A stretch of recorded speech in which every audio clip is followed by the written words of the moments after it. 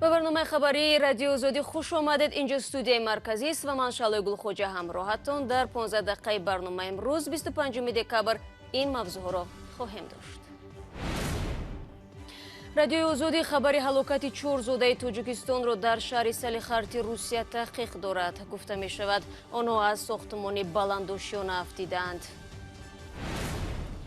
وزیر مالیه تاجیکستان گفت سازمان‌های مالی جهانی برای مبلغ‌گذاری طرح نیروگاه راغون هوسمندند. تاجیکستان حالا بیشتر با مبلغ‌های خودی ساختمان را دوام می‌دهد. در اساس روزگی پرزیدنت جمهوری تاجیکستان از فوند دولتی متال‌های قیمت‌بها و سنگ‌های قیمت‌بهای جمهوری تاجیکستان با مبلغ 613.5 میلیون سومانی متال قیمت‌بها با فروش برآورده شده. самардин раҷабов аз ҳабс ва дар толори додгоҳ озод шуд, вале мегӯяд бо дидани ноадолатиҳо дар ҷомеа хомӯш намеистад. Видел бы ты меня, когда получил твое письмо. В холодном помещении вдруг стало тепло. Ветер перемен подул прямо в лицо. В аквариуме улыбается, что такое встречи яйцо. Йоу! чанде аз муҳоҷирони тоҷик дар русия бо фиристодани аксҳо аз ҳалокати 4 зодаи тоҷикистон дар яке аз сохтмонҳои баландошиёна хабар доданд. ба гуфтаи мусоҳибони мо, ин фоҷиа охири ҳафтаи гузашта рух додааст ва ҳоло ҷасадҳо дар сардхона ҳастанд. барои интиқоли онҳо ба тоҷикистон муҳоҷирон маблағ ҷамъ меоранд. зарангези наврӯшо талош дошт дурустии ин хабарро таҳқиқ кунад ва ҳоло дар ин бора гузориш медиҳад. бино ба иттилои корбарони радиои озодӣ, 4 муҳоҷири тоҷик дар русия аз қабати нӯҳуми як сохтмони баландошиёна афтида фавтиданд. ин муҳоҷирон ки аз 26 то 35 сол доштанд, дар шаҳри салихарти минтақаи худмухтори Ямалян-Ненецк ҳангоми иҷрои корҳои сохтмонӣ фавтиданд. ҳодиса рӯзи 22 декабр дар пайи аз кор мондани дастгоҳе рух додааст ки муҳоҷирон тавассути он дар қабатҳои баланди сохтмони баландошиёна кор мекарданд. ин 4 муҳоҷир аз шаҳри ҳисор ва ноҳияи восеи тоҷикистон буданд. ба гуфтаи корбарони радиои озодӣ ҳанӯз наздикони ин муҳоҷирон дар робита ба ин ҳодиса хабар надоранд ва ба ин далел номи онҳо ҳам айни ҳол бурда намешавад. сафорати тоҷикистон дар русия ҳанӯз ин хабарро тасдиқ накардааст. онҳо гуфтанд ҳоло ин ҳодисаро таҳқиқ хоҳанд кард. соли гузашта беш аз 900 тобути муҳоҷирон ба тоҷикистон оварда шудааст. сабабҳои аслии марги муҳоҷиронро куштор, садама ва тасодуф дар сохтмонҳо гуфта мешавад. зарангези наврӯшо гузориш медод ва мо ҳоло мунтазири рад шуданд ва ё тасдиқ шудани ин хабар мемонем. ба ҳар ҳол умедворем бо роҳандозии сохтмонҳои бештар дар тоҷикистон сокинон дар дохил соҳиби ҷои кор мешаванд ва омори фавтиёнҳо дар ғарибӣ камтар мегардад. ҳоло бошад рӯ меорем ба мавзӯи сохтмони нирӯгоҳи роғун ки ҳукумати кишвар онро иншооти тақдирсоз меномад.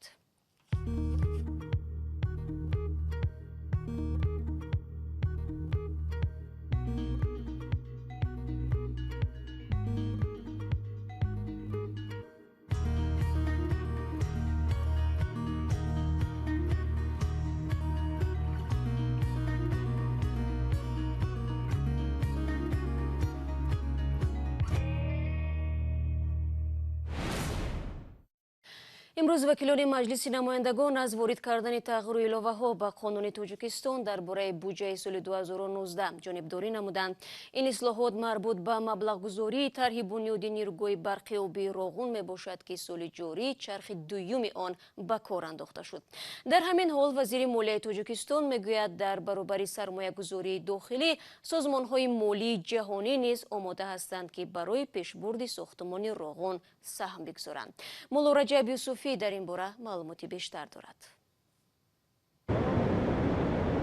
чанд созмони байналмилалӣ ва кишварҳои хориҷӣ изҳори омодагӣ карданд ки ба идомаи сохтмони нирӯгоҳи барқи обии роғун сармоягузорӣ кунанд. ин хабарро Файзиддин Қаҳҳорзода вазири молияи тоҷикистон дар суҳбат бо радиои озодӣ тасдиқ кард.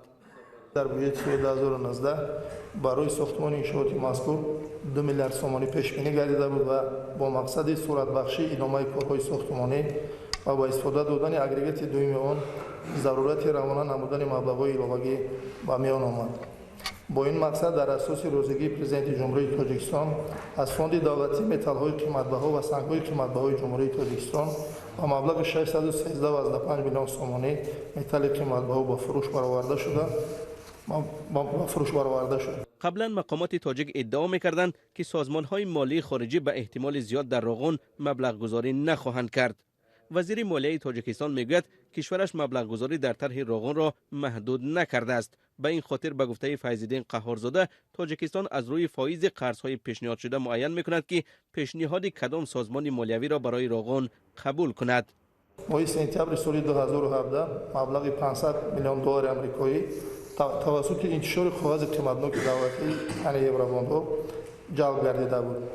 استفاده بقیه مبلغ استفاده نگردیده آن به حالت 1 ینوار سال جاری 1.2 میلیارد سومانی را تشکیل میداد و باید در قسم خراجات بودجه دولتی انعکاس شود. قبلا جمال الدین نورعلیف معاون اول رئیس بانک ملی گفته بود سازمان‌های مالی جهانی بیشتر به طرح‌های سرمایه گذاری می‌کنند که از صفر شروع شده باشد. تاجیکستان تیر ماه سال 2017 هم اوراق گرانبها و یا به اصطلاح یوروبوندها را به مبلغ 500 میلیون دلار فروخت که هر سال بیش از 7% بهره آن را باید برگرداند. برخی سازمان‌های مالی جهانی گفتند پرداخت چنین بهره برای اقتصاد تاجیکستان مشکل است، اما مقامات تاجیکستان میگن مهم برایشان راه یافتن به بازار مالیوی جهانی بود. عین زمان دو چرخه نیروگاه برق آبی راغون فعال شده است. شما برنامه خبری رادیو آزادی رو تماشا دارید. رحمتالله زویر رهبر حزب سوسیال دموکراتی تاجیکستان بعد از مراجعت بپاسخش به پرزیدنت تاجیکستان از دادگاه قانونی اساسی کشور خواست که مقررات گراوپولی برای نامزدهای انتخابات پارلمانی را بکار کند. این سیاستمدار گراوپولی را مانع به انتخابات را یافتن بسیاری از نامزدها می‌داند. چنین گفتگوزارها در حالی است که انتخابات پارلمانی ماه مارس سال آینده به نقشه گرفته شده است. اسکندر فیروز با رحمتالله زویرов در همین زمینه صحبت داشت. حال درباره پیشروی گفتن مشکل است از بس که تنها روز همین دوشنبه با قید گرفته شد از جانب سود کنستیتوسیونی، یعنی ما سپردیم بر وقتتر و روز شنبه یک شنبه روز کاری نبود و با قید گرفتن با سود کنستیتوسیونی جمهوری تاجیکستان و ایرو رئیس سود کنستیتوسیونی باید ارسال نماید، سپارش دهد و آنها از روی قانون تا یک ماه وقت دارند که این چیزا بررسی کنند و درباره تشکیل شدن مرافعه یا که دیگر چیز قرار قبول نماید. من فکر میکنم که سود کنستیتوسیونی قرار آید به بررسی این پرونده قرار قبول میکند، لیکن یک پرابلم در آن می باشد که این وقت زیاد رو میگیرد و ما امکانیت رو از روی وقت بای میدیم.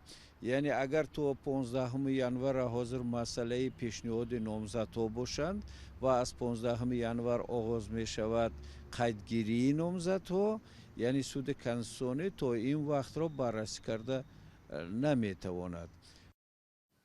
بینندگان عزیز، شکل پوره این مصاحبه رو شما میتوانید در سایت آزادی تماشا کنید. من برنامه رو ادامه میدهم. بعد چند ماه حبس پیشکی در مسکو سمرالدین رجبов دیروز با حکم دادگاه آزاد شد. اسم این زاده تاجیکستان بعد آن به سر زبان رسانه‌ها افتاد که او را مقامات انتظامی در پی شرکتش در همایش اعتراضی تابستان امسال دستگیر کردند. بعد رهایی از تالار دادگاه این جوان تاجیک در نخستین مصاحبه‌اش به خبرنگاران گفت که از مبارزه‌های سیاسیش دست کشیدنی نیست. طاهری سفر موضوع را ادامه می‌دهد. روز 24 دکبر دادگاه ناحیه میشنسکی در مسکو زاده تاجیکستان سمرالدین رجبov را که نیم سال باز در بازداشت بود 100,000 روبل جریمه بست و از تالار دادگاه آزاد کرد. دادستان طلب داشت رجبov با مدت 3.5 سال از آزادی محروم شود. سمرالدین رجبov در احاطه خویش و اقربا و هوادارانش بینای دادگاه را ترک کرد. ماهیتاً من چیزی زیاد گم نکرده بیشتر کسب کردم. این 4 مصرع را ایجاد کردم. شاید آن را нашунидеет. Видел бы ты меня, когда получил твое письмо. В холодном помещении вдруг стало тепло. Ветер перемен подул прямо в лицо. В аквариуме улыбается, что такое встречи яйцо. رجبov 21 ساله تابستان امسال در جریان اعتراضهای مخالفان برای راه نیافتن نامزدهای مستقل به انتخابات مجلس مسکو دستگیر شد. اعتراضها به ضد مقامات کمیسیون مرکزی انتخاباتی روسیه روز 27 ایول امسال در مسکو برگزار شد. مخالفان از آن ناراضی بودند که مقامات نامزدهای مستقل و مخالفین را به انتخابات مجلس پایتخت روسیه راه ندادند.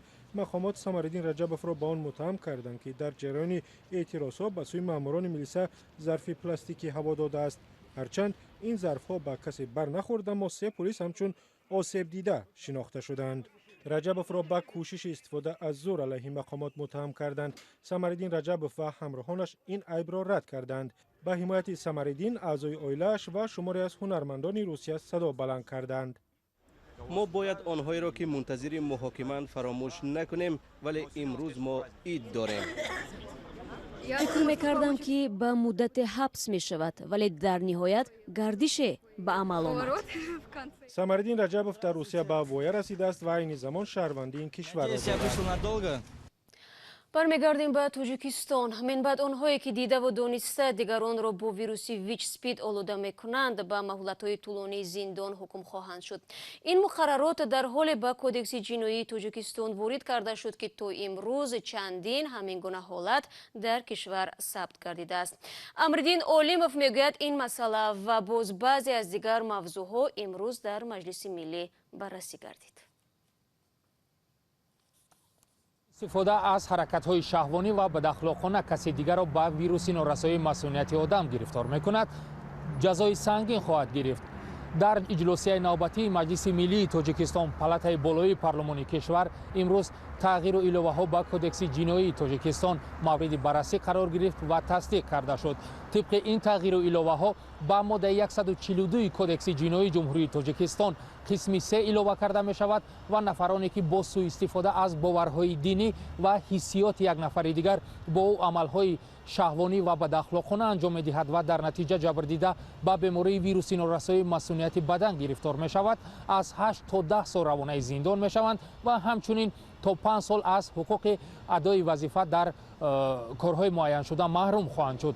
این لایحه را قناعتچی لایق‌زاده عضو مجلس ملی معرفی کرد و گفت که این تغییر و الوه‌ها به کودکس جنایی جمهوری تاجیکستان می تواند برای پیشگیری پنجشوی ویروس نارسایی مسئولیت بدن یا ویچ در جامعه مساعدت کند. در یک سال اخیر در تاجیکستان بیش از 1400 مورد سرایت یافتن ساکنان به ویروس نارسایی مسئولیت بدن یا ویچ آشکار شده است. متخصصان گفتند به این ترتیب هر روز تا 4 نفر به این بیماری مبتلا می شوند. در اجلاسی نوبتی مجلس ملی در برابر وارد کردن تغییر و الوه‌ها به کودکس جنایی جمهوری تاجیکستان همچنین 33 مسئله دیگر مورد بررسی قرار گرفت و تصدیق شدند. یکی از مسئله‌های دیگری که در اجلاسی به بحث کشیده شد قرض‌های ایپوتکی و یا قرض‌ها برای خرید خانه بود که محمد سعید عبیدالله‌اف رئیس مجلس ملی از آن اظهار نگرانی کرد که این قرض‌ها برای ساکنان دسترس نیستند و ساحه خرید و فروش و یا قرض‌های خانه در تاجیکستان چندان رشد نکرده است و محمد سعید عبیدالله‌اف از رئیس بانک ملی خواست تا این وضعیت را شرح بدهد. جمشید نور محمدزاده در مورد خود گفت که آنها تلاش کرده ایستادند تا فایزهای قرض‌های ایپوتکی را پایین برند و در این میان چند مشکل وجود دارد که آنها برای رفعشان کوشش کرده ایستادند. وارد کردن تغییر و الوه‌ها به قانون جمهوری تاجیکستان درباره باج دولتی و قانون جمهوری تاجیکستان درباره به قیدگیری دولتی شخصان حقوقی و صاحبکاران انفرادی از بخش‌های دیگری بود که در این اجلاس مورد بررسی قرار گرفتند و اعضایان مجلس ملی گفتند که تغییر و الوه‌ها به این قانون‌ها به خاطر رشد صاحبکاری در کشور راه اندازی شده است.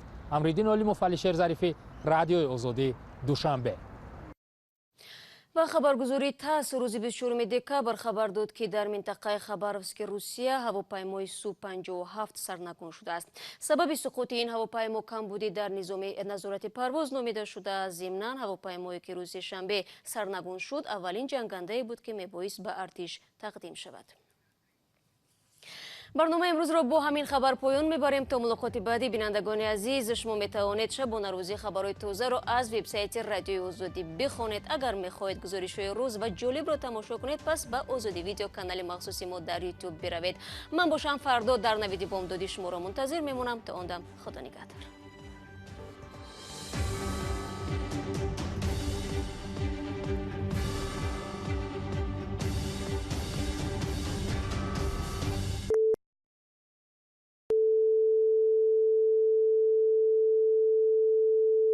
This is Radio Free Europe, Radio Liberty, Praha.